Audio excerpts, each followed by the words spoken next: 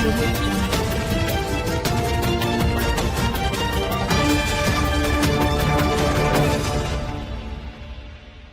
मैं प्रिया, आप देख रहे हैं आंचलिक खबरें, अपनों की खबर आप तक। आइए नजर डालते हैं दिन भर की टॉप 10 पर। भारत की वनडे में वापसी, रोहित विराट पर निगाहें। इंग्लैंड के खिलाफ सीरीज से चैंपियन ट्रॉफी की तैयारी। भारतीय टीम 6 महीने बाद वनडे में वापसी कर रही है। इंग्लैंड के खिलाफ पहले वनडे में सबकी निगाहें रोहित शर्मा, विराट कोहली और कोच गौतम गंभीर पर होगी। रोहित और विराट का आखिरी वनडे भी श्रीलंका के खिलाफ अगस्त में था, जिसमें टीम हारी थी। दोनों के लिए ये सीरीज अहम है, खासकर उनके हालिया फॉर्म को देखते हुए। 2023 विश्व कप में दोनों का प्रदर्शन शानदार रहा और इंग्लैंड के खिलाफ भी उनसे अच्छे प्रदर्शन की उम्मीद है। इंग्लैंड ने अपनी टीम घोषित कर दी है, लेकिन भारत का संयोजन अभी तय नहीं है। रोहित और गिल ओपनिंग कर सकते हैं, जबकि विराट नंबर 3 पर खेलेंगे। पंत और राहुल में से कौन खेलेगा, यह देखना होगा। टीम में शमी और कुलदीप की फिटनेस भी परखी जाएगी। रोहित ने अपने भविष्य पर बात करने से इनकार करते हुए कहा कि उनका ध्यान इंग्लैंड सीरीज और चैंपियंस ट्रॉफी पर है। उन्होंने अपने हालिया फॉर्म पर कहा कि उतार चढ़ाव आते रहते हैं और वे नई चुनौतियों के लिए तैयार हैं। यूपी में बदलेगा मौसम का मिजाज, तेज हवाओं से गिरेगा तापमान।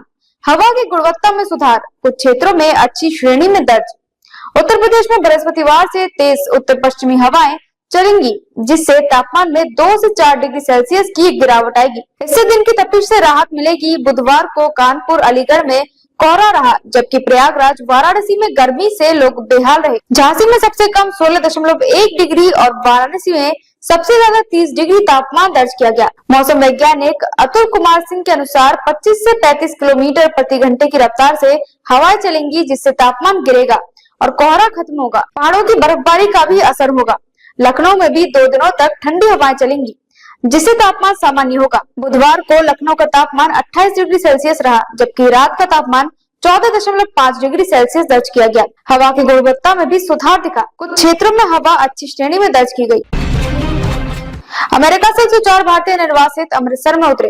पीएम मोदी के अमेरिका दौरे से पहले बड़ी कार्रवाई, 19,000 और होंगे निर्वासित। 104 भारतीयों को अमेरिका से निर्वासित कर अमृतसर लाया गया। अमेरिकी सेना के विमान से पहुंचे इन लोगों में गुजरात, हरियाणा, पंजाब, महाराष्ट्र, यूपी और चंडीगढ़ के नागरिक शामिल है, जिनमें बच्चे भी हैं।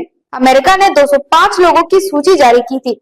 अन्य की वापसी बाकी है। टेक्सास से 35 घंटे की उड़ान के बाद विमान अमृतसर उतरा, जहां भारतीय अधिकारियों ने उन्हें रिसीव किया। ये निर्वासित भारतीय का पहला समूह है, जिसकी वापसी पीएम मोदी के अमेरिका दौरे से पहले हुई है। अमृतसर में हुई भारत अमेरिका बैठक में अवैध आवर्जन पर चर्चा हुई। अमेरिका ने 19,000 भारतीयों को निर्वासित करने की बात कही है। निर्वासित भारतीयों को हथकड़ी बेड़ियों में लाने पर कांग्रेस ने सवाल उठाए हैं। कई परिवारों ने अमेरिका जाने के लिए जमीन बेची, कर्ज लिया। हरियाणा के अमन को 35 लाख में अमेरिका भेजा गया, पर वह गिरफ्तार हो गया। करनाल के अरुण के परिवार ने भी 45 लाख खर्च किए, पर उसे भी पकड़ लिया गया। यूपी कैबिनेट के बड़े फैसले, बस अड्डे, यूपी 112 और भी बहुत कुछ। 90 साल की लीज पर बनेंगे बस अड्डे, यूपी 112 को मिले नए वाहन। यूपी कैबिनेट ने कई अहम फैसले लिए। पीपीपी मॉडल पर बनने वाले बस अड्डों को 90 साल की लीज पर देने का रास्ता साफ हो गया है, जिससे निजी कंपनियां इनका विकास कर सकेंगी। यूपी 112 के दूसरे चरण के लिए 569 नए वाहन खरीदे जाएंगे। एसजीपीजीआई निदेशक की नियुक्ति की उम्र सीमा 65 से बढ़ाकर 68 वर्ष की गई है। परिषदीय स्कूल के लिए 51,000 से अधिक टैबलेट खरीदे जाएंगे, ताकि सभी स्कूलों में पर्याप्त टैबलेट उपलब्ध हो। शाहजहांपुर का 29वां विकास प्राधिकरण बनाने के प्रस्ताव को भी मंजूरी मिली है, जिससे शहर का नियोजित विकास हो सकेगा। इन फैसलों से प्रदेश में बुनियादी ढांचे, शिक्षा और स्वास्थ्य सेवाओं में सुधार की उम्मीद है। महाकुंभ 2025, 24 दिनों में 39 करोड़ श्रद्धालुओं ने लगाई डुबकी। त्रिवेणी संगम पर उमड़ा आस्था का सैलाब, दुनिया का सबसे बड़ा धार्मिक जमावड़ा। महाकुंभ 2025 में त्रिवेणी संगम पर श्रद्धालुओं का सैलाब उमड़ रहा है। 45 दिनों तक चलने वाले इस महाकुंभ में पहले 24 दिनों में ही 39 करोड़ से ज्यादा श्रद्धालु पवित्र स्नान कर चुके हैं। गंगा, यमुना और रहस्यमयी सरस्वती के संगम पर होने वाला ये महाकुंभ दुनिया का सबसे बड़ा धार्मिक जमावड़ा है। इस महाकुंभ में वैष्णवों के सबसे बड़े दिगंबर अनी अखाड़े ने 550 साल पुरानी परंपरा को तोड़ते हुए लोकतांत्रिक तरीके से अपनी पदाधिकारियों को चुनने का फैसला किया है। अब अखाड़े में सभी पदों के लिए चुनाव होंगे और उनका कार्यकाल भी 12 साल के लिए तय कर दिया गया है। महाकुंभ के 25वें दिन भी श्रद्धालुओं का उत्साह देखते ही बन रहा है। अनुमान है कि इस महाकुंभ में 45 करोड़ लोग त्रिवेणी संगम में डुबकी लगाएंगे और यह आंकड़ा भी लक्ष्य के करीब है। जीपीएससी ने जारी किया एडमिट कार्ड, 102 पदों पर होंगे भर्ती। गुजरात प्रशासन सिविल सेवा और नगर मुख्य अधिकारी के साक्षात्कार 12 फरवरी से। गुजरात लोक सेवा आयोग जीपीएससी ने गुजरात प्रशासनिक सेवा, गुजरात सिविल सेवा और गुजरात नगर मुख्य अधिकारी सेवा के साक्षात्कार के लिए एडमिट कार्ड जारी कर दिए हैं। उम्मीदवार आधिकारिक वेबसाइट gpsc.gujarat.government.in से डाउनलोड कर सकते हैं। साक्षात्कार 12 फरवरी से 12 मार्च 2025 तक होंगे, जिसके माध्यम से 102 पदों पर भर्ती की जाएंगी। उम्मीदवारों को अपने सभी मूल दस्तावेजों और पहचान पत्र साथ लाने होंगे। साक्षात्कार के लिए अच्छी तैयारी करें और समय पर पहुंचे। जीसीसी में इस साल 4.5 लाख नौकरियां, 2030 तक 10 लाख से ज्यादा। भारत बना जीसीसी का शीर्ष गंतव्य, 2030 तक 33 लाख पेशेवरों को मिलेगा रोजगार। वैश्विक क्षमता केंद्र जीसीसी में इस साल 4.25 से 4.5 लाख नई नौकरियां पैदा होने की उम्मीद है और अगले 6 वर्षों में ये आंकड़ा 10 लाख को पार कर सकता है। एनएलवी सर्विसेज की रिपोर्ट के अनुसार भारत कुशल कार्यबल और नीतियों के कारण शीर्ष जीसीसी गंतव्य के रूप में उभर रहा है। 2030 तक इस क्षेत्र में 33 लाख पेशेवरों को रोजगार मिलने की उम्मीद है। बेंगलुरु, मुंबई, पुणे और चेन्नई में जीसीसी फ्रेशर्स की मांग बढ़ेगी।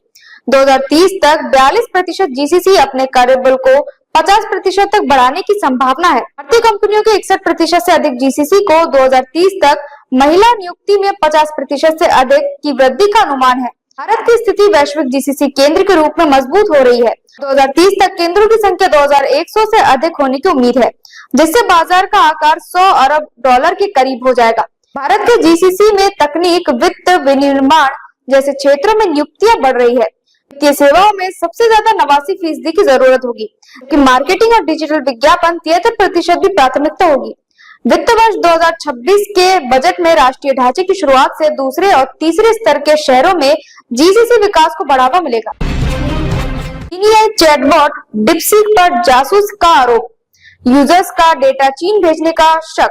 अमेरिका में प्रतिबंधित डिप्सीक एप्पल ऐप स्टोर पर बना सबसे ज्यादा डाउनलोड होने वाला ऐप। अमेरिकी शोधकर्ताओं ने चीनी एआई चैटबॉट डिप्सीक पर जासूसी का आरोप लगाया है।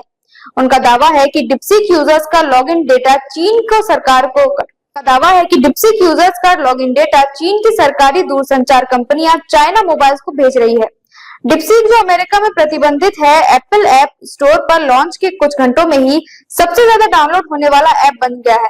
शोधकर्ताओं ने डिप्सीक के वेब लॉगिन पेज में संदिग्ध कोड खोजे हैं जो चाइना मोबाइल से जुड़े हैं। उनका मानना है कि ये कोड यूजर्स के अकाउंट और लॉगिन प्रक्रिया का हिस्सा है। डिप्सीक ने चीन में सर्वर पर डेटा स्टोर करने की बात स्वीकार की है। चाइना मोबाइल से संबंध चीनी सरकार से सीधे जुड़ाव रखते हैं। शोधकर्ताओं ने चाइना मोबाइल और चीनी सेना के संबंधों का भी दावा किया है। विश्लेषण डिप्सीक के वेब वर्जन पर है, मोबाइल वर्जन पर नहीं। डिजिटल सेवाओं के विकास को लेकर अमेरिकी सुरक्षा अधिकारी चिंतित है। टिकटॉक के बाद अब डिप्सीक का मामला भी राष्ट्रीय सुरक्षा के लिए खतरा बन गया है। 2025-26 आबकारी नीति को कैबिनेट की मंजूरी। कंपोजिट दुकानों में मिलेगी वाइन, बियर और विदेशी शराब। मुख्यमंत्री योगी आदित्यनाथ की अध्यक्षता में हुई कैबिनेट बैठक में 2025-26 की आबकारी नीति को मंजूरी मिली है। नीति में देशी और विदेशी शराब, बियर और भांग की फुटकर दुकानों का लाइसेंस ई लॉटरी से होगा। इस बार पुराने लाइसेंस का नवीनीकरण नहीं होगा। 2026-27 में ये विकल्प मिलेगा। पहली बार कंपोजिट दुकानों का लाइसेंस जारी होगा, जिसमें विदेशी शराब, बियर और वाइन एक साथ बिकेंगी, लेकिन सेवन की अनुमति नहीं होगी। प्रदेश में 55,000 करोड़ रुपए राजस्व जुटाने का लक्ष्य तय किया गया है। प्रीमियम रिटेल दुकान का लाइसेंस 25 लाख वार्षिक फीस पर नवीनीकरण होगा। मॉल्स में प्रीमियम ब्रांड की दुकानें नहीं खुलेंगी, लेकिन हवाई अड्डों और रेलवे स्टेशनों पर अनुमति होगी। 60 ml और 90 ml की विदेशी शराब की बोतलें बिकेंगी।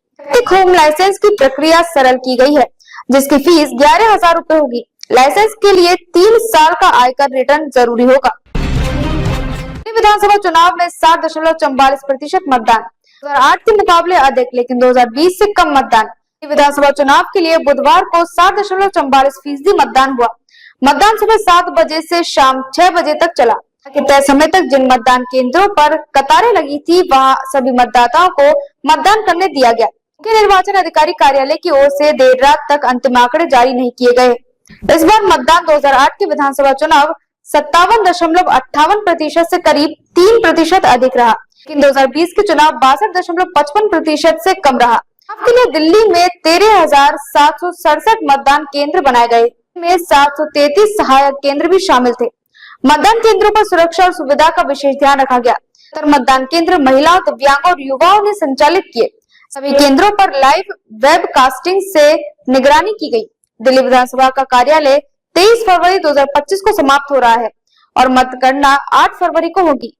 अब तक के लिए बस इतना ही। देखते रहिए आंचलिक खबरें, अपनों की खबर आप तक।